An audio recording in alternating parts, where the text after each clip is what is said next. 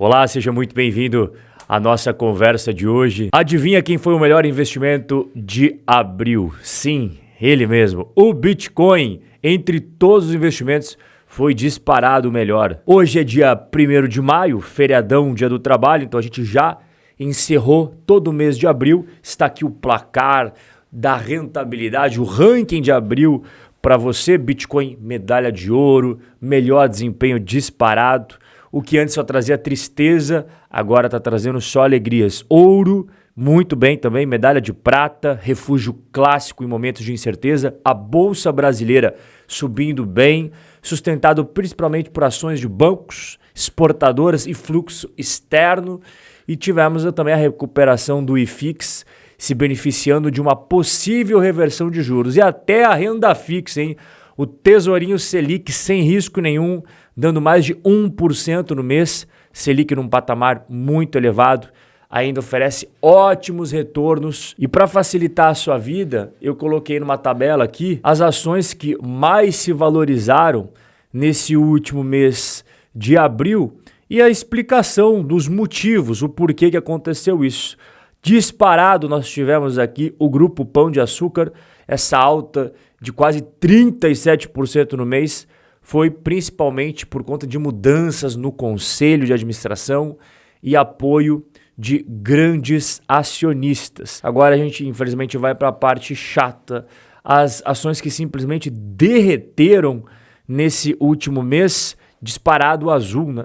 55% de queda por conta da oferta de ações mal sucedida e dúvidas sobre estrutura financeira. Também tivemos todas as empresas aqui de petróleo desvalorizando bastante, a Brava, a PetroRecôncavo, a própria Petrobras. A queda no preço do petróleo desencadeou uma série de perspectivas negativas para o setor, margens reduzidas, rebaixamento dos analistas de investimentos. Então esse cenário, esse turbilhão de coisas aí negativas ocasionou com que as petrolíferas fossem ralo abaixo. E enquanto o Bitcoin subia e a renda fixa tá brilhando, fazendo bonito, no Brasil veio um conselho de quem entende muito bem do jogo de renda variável, de bolsa de valores. O Guilherme Benchimol, fundador da XP, falou que o ambiente da bolsa pode virar após a eleição. Ele acredita que em 2027 o novo governo, seja lá quem for, vai ter que encarar de frente o rombo fiscal. E quando isso acontecer, o cenário muda. Menos estímulos artificiais, mais investimento privado, novas ofertas de ações, os IPOs, e mais empregos. Em resumo, ou o Brasil conserta de vez as contas, ou a inflação volta com tudo. E quem agir antes, segundo ele, vai colher os frutos. Então ele se junta ao time do hobby, que vem falando que 2026 será o divisor de águas. Próximo governo vai ter que encarar o ajuste fiscal. Sem ajuste, inflação alta, juros altos e mais pobreza. Com ajuste, retomada de investimentos, IPOs e crescimento de longo prazo. O empresário, ele precisa de previsibilidade fiscal para investir. Então, quando você tem juros baixos e inflação sob controle, as ações voltam a prosperar. É o gatilho que eu estou falando para você. O dedo está no gatilho. Quando esse dedo puxar o gatilho, meu amigo, se prepara. Ibovespa, as ações, fundos imobiliários vão junto, disparando, sem dó nem piedade. O Benchimol, ele aposta no efeito dominó. Então você faz o ajuste, depois tem o crescimento, estimula a cultura de investimento. Hoje nós temos cerca de 5 milhões de CPFs na Bolsa, ele projeta 10 até 20 milhões de investidores no novo ciclo. Mas qual que é a minha visão para o investidor? Você acredita que teremos uma mudança nas diretrizes fiscais do Brasil? Pô, então você tem que começar a se posicionar para aproveitar esse ciclo pós-ajuste. Rob, eu acho que não. Eu acho que vai afundar cada vez mais as coisas, aí você fica de fora. Então depende muito de como você está enxergando o futuro, cara. Porque não tem como todos os cenários serem positivos, entende? Para você que acredita que iremos ter uma mudança na parte fiscal, você prepara a sua carteira para capturar a virada antes dela acontecer. Porque se você deixar lá para depois, aí já a bolsa já vai ter subido tudo. Porque o mercado financeiro sempre se antecipa. Ele trabalha sempre com o futuro. E não com o presente. O presente pouco importa, essa que é a verdade. O mercado financeiro sempre está de olho lá para frente. E se você quer se posicionar antes da virada e montar uma carteira estratégica para você colher lá na frente, é isso que a minha consultoria faz todos os dias. Análise profunda, estratégias práticas e recomendações personalizadas. Acesse o link aqui na descrição e também no comentário fixado. A hora de se preparar é agora, não quando tudo já estiver escancarado. O Banco Master informou ter mais de 700 mil clientes de CDBs e o Banco Central, através do seu presidente, nega risco do Banco Master ao sistema financeiro, inclusive afirmando que o sistema bancário do país está absolutamente sólido. Nós não temos nenhum tipo de indício ou preocupação. Então vamos aos fatos e depois vamos à minha opinião. Fatos. Mais de 700 mil investidores com CDBs do Master. Então tem uma exposição massiva de pessoa física. Outro fato, esses CDBs estão cobertos pelo FGC. Essas são as regras do jogo. O FGC teria dinheiro para cobrir? Teria. Mais um fato que tem que ser colocado aqui em cima da mesa. O FGC teria que desembolsar 50 bilhões, metade do caixa que ele tem. Então tem dinheiro, tá? Então é por isso que eu falo para as pessoas não se desesperarem, porque tem dinheiro para cobrir. É claro que é uma grande quantia, mas cara, para que se desesperar e vender no secundário com deságio crescente? Tem muita gente que está perdendo muito dinheiro no desespero, como se não fosse ter nenhuma garantia do FGC. E o próprio Banco Central está negando o risco sistêmico. Não é o Robbie falando, é o presidente do Banco Central que está falando. Não tem. Só que a pressão tá sendo cada vez mais forte sobre ele. Ele falou que o sistema está absolutamente sólido e eu vou confiar no que o Banco Central está falando, né?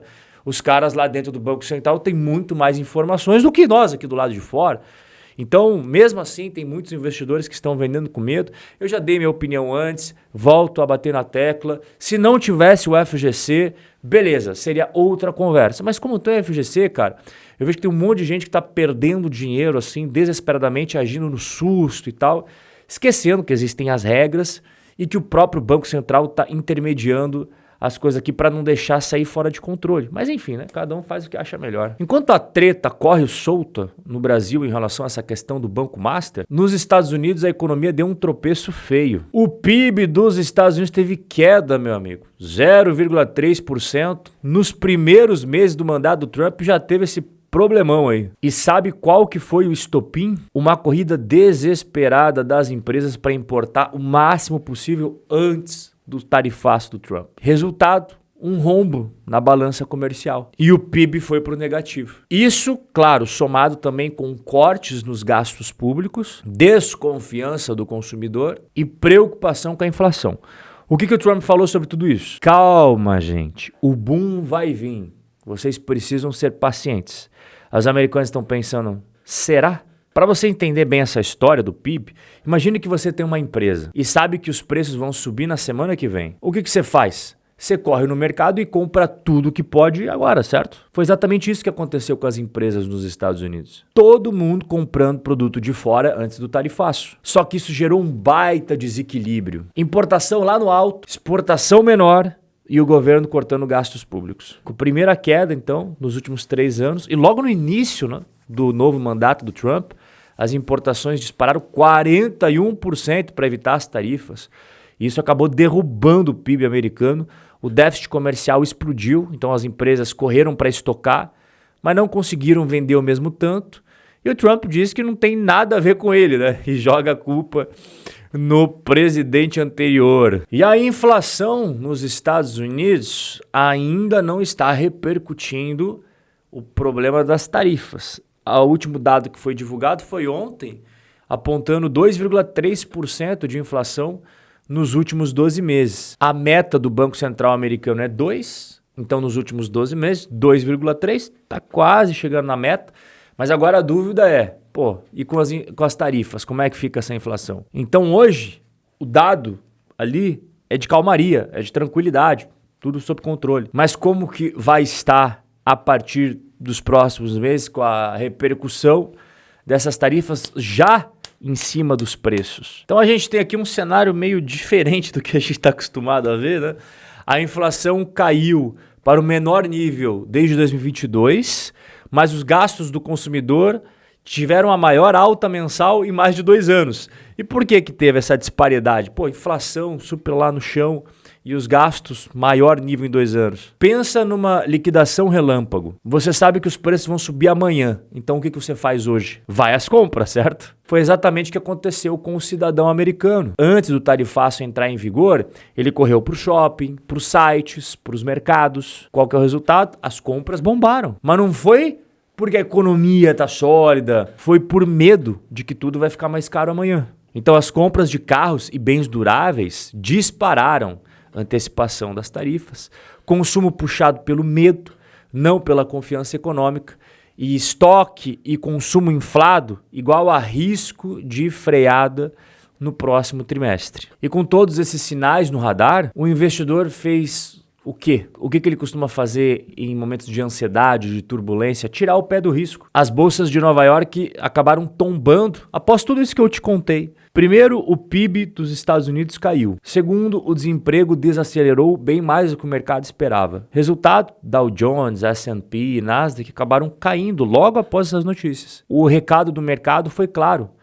O medo de recessão voltou. Imagina que você está dirigindo um carro a 100 km por hora e começa a ouvir um barulho no motor. A luz do óleo acende, o painel dá aviso de freio. Você tira o pé do acelerador, certo? É isso que o mercado faz. O PIB caindo é a luz vermelha. O emprego desacelerando é o alerta de freio. E o investidor tira o pé do risco. Então nós tivemos aqui o PIB recuando, primeira queda em 3 anos, emprego decepcionando, crescimento mais fraco desde 2021, aí Dow Jones caindo, Nasdaq caindo bem forte, S&P também, e o VIX disparou, o índice do medo, ou seja, o mercado volta a ficar receoso.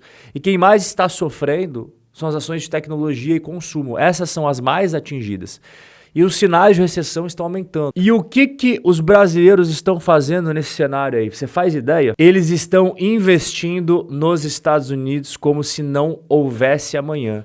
Investimentos dos brazucas na terra do Tio Sam disparam em janeiro, fevereiro e março sob o governo Trump. O dólar está voltando para níveis mais atrativos e os juros americanos estão nas alturas. Então o que os brasileiros fizeram? Aproveitaram a oportunidade e correram para comprar o que há de mais seguro no planeta. Renda fixa em dólares. Os investimentos de brasileiros nos Estados Unidos triplicaram no primeiro trimestre de 2025 e mais de 80% foi investido em renda fixa, aliando proteção com rendimento. Quantas vezes eu disse aqui que investir nos Estados Unidos não é apenas comprar ações da Tesla, da Alphabet, Meta, Nvidia. Não, essa é uma das opções.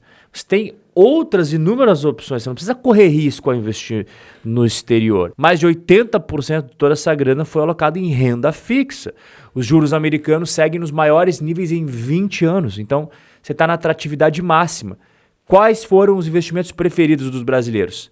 Títulos do Tesouro e bonds, que nada mais são do que debêntures de empresas americanas. Segundo a Avenue, os fluxos continuaram fortes em abril, porque o dólar atrativo impulsionou mais ainda. E aí, o que você vai fazer com essas informações? Vai continuar exposto aos mesmos riscos? Ou vai começar a montar a sua proteção de forma inteligente? Se você quer ajuda para estruturar os seus investimentos, seja no Brasil ou no exterior, é só clicar no link aqui embaixo na descrição e também no comentário fixado. Você clica nesse botãozinho azul e depois coloca o seu nome, e-mail e WhatsApp. Aqui eu não te mostro só as atualizações do mercado financeiro, as notícias dos investimentos, da economia. Não, aqui não tem só notícia. Eu te mostro também o que você fazer com elas. E se você gosta da minha análise, tenho certeza absoluta que você vai gostar muito mais da minha consultoria de investimentos.